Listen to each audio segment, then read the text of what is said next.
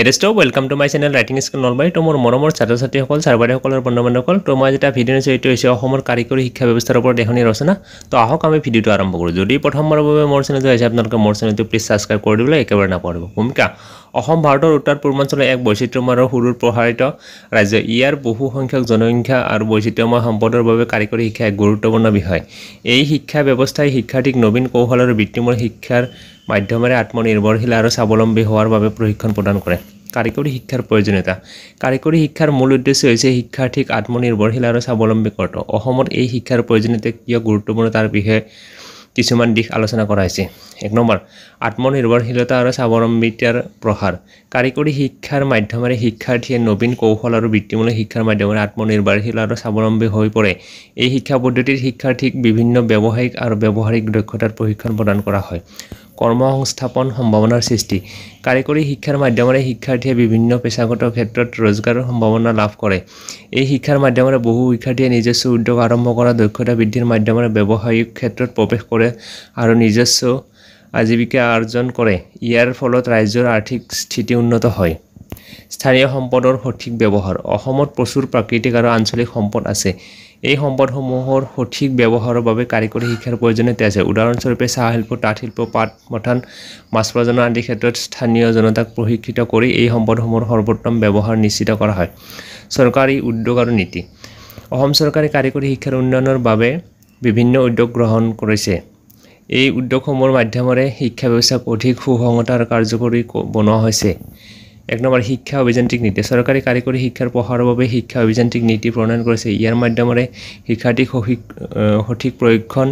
আৰু শিক্ষা প্ৰদানৰ বাবে বিভিন্ন প্ৰকল্প আৰু উদ্যোগ আৰম্ভ কৰা হৈছে শিক্ষা আৰু প্ৰশিক্ষণ প্ৰতিষ্ঠান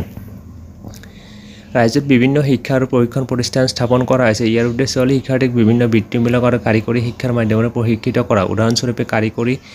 আৰু বৃত্তিমূলক শিক্ষা কেন্দ্ৰ ITI আদি সামাজিক আৰু অৰ্থনৈতিক প্ৰভাৱ কাৰিকৰী শিক্ষা সমাজ আৰু অৰ্থনীতিত এক বিশেষ প্ৰভাৱ পেলাইছে ইয়াৰ কিছুমান দিশ তলত উল্লেখ কৰা হ'ল কৰ্মসংস্থাপনৰ আৰ্থিক স্থিতি উন্নয়ন কাৰিকৰী শিক্ষাৰ প্ৰশিক্ষণে স্থানীয় জনতাক সঠিক দক্ষতা প্ৰদান কৰি তেওঁলোকক কৰ্মসংস্থাপনৰ যোগান ধৰে ইয়াৰ ফলত জনতা নিজস্ব উদ্যোগৰে আৰ্থিক সুবিধা লাভ কৰে আৰু সমাজত সুশৃংখল হৈ উঠে সামাজিক স্থিতি উন্নয়ন কাৰিকৰী শিক্ষাৰ ফলত স্থানীয় জনতাৰ সামাজিক স্থিতি উন্নত হয় শিক্ষাৰ্থীৰ নিজস্ব দক্ষতা বৃদ্ধি আৰু নিজস্ব উদ্যোগৰ মাধ্যমেৰে তেওঁলোক সামাজিক স্থিতি উন্নত হয় এইদৰে কাৰিকৰী শিক্ষা সমাজৰ উন্নতি আৰু স্থিতি বৃদ্ধি কৰে চাহ শিল্প আৰু হস্তশিল্প অসমত চাহ শিল্প আৰু হস্তশিল্প কাৰিকৰী শিক্ষাৰ গুৰুত্বপূৰ্ণ অংশ এই শিক্ষাৰ মাধ্যমেৰে শিক্ষাৰ্থীক চাহ উৎপাদন তাঁত শিল্প হস্তশিল্প আৰু পাট মথান আদি ক্ষেত্ৰত প্ৰশিক্ষিত কৰি সম্পদৰ সঠিক ব্যৱহাৰ নিশ্চিত কৰা হয় তথ্য প্ৰযুক্তি আৰু উদ্যোগ আধুনিক তথ্য প্ৰযুক্তি আৰু উদ্যোগিতাৰ ক্ষেত্ৰত কাৰিকৰী শিক্ষাৰ প্ৰয়োজনীয়তা আছে তথ্য প্ৰযুক্তি শিক্ষাৰ মাধ্যমেৰে শিক্ষাৰ্থীয়ে আধুনিক প্ৰযুক্তি ব্যৱহাৰ কৰি বিভিন্ন উদ্যোগ আৰম্ভ কৰিব পাৰে ইয়াৰ ফলত জনতা নিজস্ব উদ্যোগৰে আৰ্থিক সুবিধা লাভ কৰে আৰু সমাজত সুশৃংখল হৈ উঠে উপসংহাৰ অসমত কাৰিকৰী শিক্ষাৰ প্ৰয়োজনীয়তা আৰু প্ৰাসংগিকতা অত্যন্ত গুৰুত্বপূৰ্ণ ই শিক্ষাৰ্থীক আত্মনিৰ্ভৰশীল স্বাৱলম্বী আৰু পেছাগত জীৱনলৈ উন্নত কৰাৰ সহায় কৰে ইয়াৰ মাধ্যমেৰে অসমৰ সামাজিক আৰু অৰ্থনৈতিক বিকাশৰ পথ মজুত হয় কাৰিকৰী শিক্ষা আৰু প্ৰশিক্ষণৰ মাধ্যমেৰে অসমৰ স্থিতি উন্নত হৈছে আৰু ই সমাজৰ বিকাশৰ এক বিশেষ মাধ্যম হৈ পৰিছে তো মৰমৰ ছাত্ৰ ছাত্ৰীসকল ছাৰ বাইদেউসকল আৰু বন্ধু বান্ধৱীসকল তো এইখিনি আছিল ভিডিঅ'টো তো যদি ভিডিঅ'টো ভাল লাগিল আৰু হেল্পফুল বুলি ভাবিলে তেতিয়াহ'লে আপোনালোকে মোৰ চেনেলটো প্লিজ সাবস্ক্ৰাইব কৰি দিবলৈ একেবাৰে নাপাহৰিব তো লগতে মোৰ প্লেলিষ্টত থকা অন্যান্য